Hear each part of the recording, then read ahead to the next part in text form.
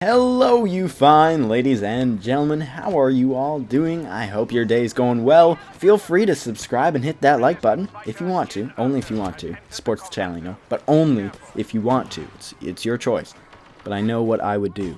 Battlefront is now over a year old, and the past months have brought some really great content to Battlefront, adding on to the base game, which was certainly claimed by many to be on the meager side. Thankfully, with all the DLC now released, this game feels really fleshed out and quite full, and holds many awesome experiences and adventures waiting to be discovered. But I think we can all agree, though each of the 4 DLC brought something unique to the table, some expansions were better than others. So today we're ranking the 4 expansions to see which one offered the best overall experience, ranging from heroes, game modes, maps, gameplay, vehicles, and a lot more. Not actually a lot more. Sorry, that was a lie. Just those things. Not even gameplay, actually. Gameplay, cross that out. That's not on here either.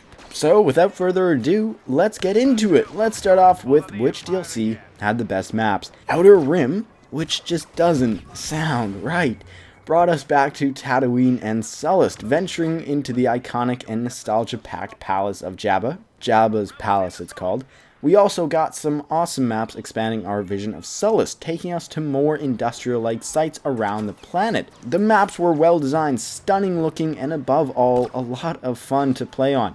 The Bespin maps had a similar impact, taking players right back into the original trilogy on Bespin, making it feel as though you were really there on Bespin fighting these iconic battles. The maps were all beautiful with excellent lighting and architectural design. Map design itself didn't always feel outstanding on one or two of the maps where it simply felt too simplistic, but the maps were still so much fun to play on and ended up being a great addition to the game. The Death Star DLC received quite a bit of criticism for the lack of map diversity, and for good reason. Though I'm sure a lot of the Death Star looks alike, I think the maps could have differed a little more from one another, as they ended up being all very similar, just a bunch of hallways, which disappointed a lot of people. The map design was also not too intricate, but all in all, it was not that bad either, and once again, the maps did not fail to deliver in fun factor. Scarif certainly seems like it could have been a challenge when it comes to creating awesome maps, seeing as it's all just one big jungle, but I think DICE did an excellent job with them. Though they too lack in diversity, I can still tell all the maps apart, and though they look relatively similar, they don't feel similar when playing, as the map design is certainly different from each. In the end, the point awarded for best maps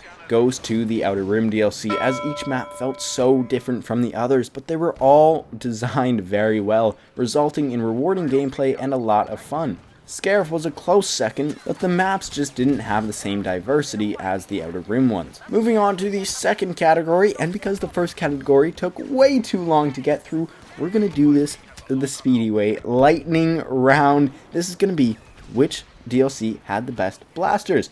Now, this point is going to have to go to the Scarif DLC because simply how unique the blasters were, and all 3 of the blasters, because I'm counting the bow rifle as a blaster added in this DLC, they were all so unique and added something really cool to this game.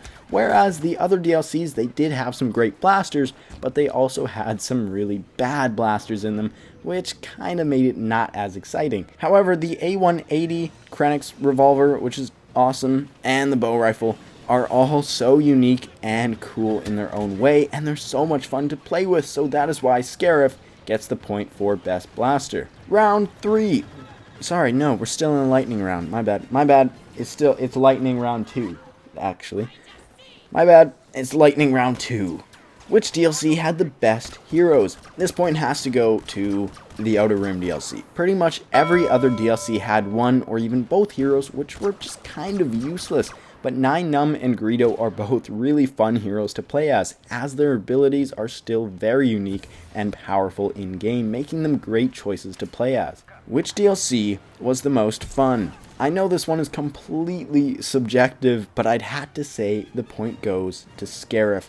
I've put quite a bit of time into each DLC, and from my own personal experiences, Scarif is the one that puts the biggest grin on my face and makes me yell out any emotion that I'm feeling when running around the jungles with my teammates. I mean, it's a good time. But I know this one was completely subjective, so we'll count it as like a half point. On to the final round. Which DLC had the best game mode. This is the round which is going to determine the victor. This point goes, once again, to Scarif DLC, but only just because the Outer Rims Extraction game mode was a very close second, but in the end, it's just more generic than Infiltration. Not to mention, Infiltration is one of these new multi-round game modes. I feel like DICE was able to integrate Infiltration very, very well into the game, and it just fit. It just felt right on Scarif, and that's why it gets the point. It's also lots of fun. Now, the Bespin game mode, Sabotage, is also kind of a multi-round game mode, but because of all the heroes at the end of the game, the rounds usually just become a complete chaotic brawl where infantry can't really do anything. The Death Star game mode is of course not great because 2/3 of it takes place in space, which just isn't that fun, at least for me, and every time it feels the same. On the contrary, Infiltration feels different almost every time, and drastically different depending on which side you're on. It's also just a super fun game mode full of awesome, thrilling, exciting experiences. So that'll do it for today. Let me know if you guys agree down in the comments below. Tell me what you guys think. What's your favorite game mode? Not game mode. What's your favorite DLC? And tell me why. Thank you all so much for watching. Have a good day. Goodbye.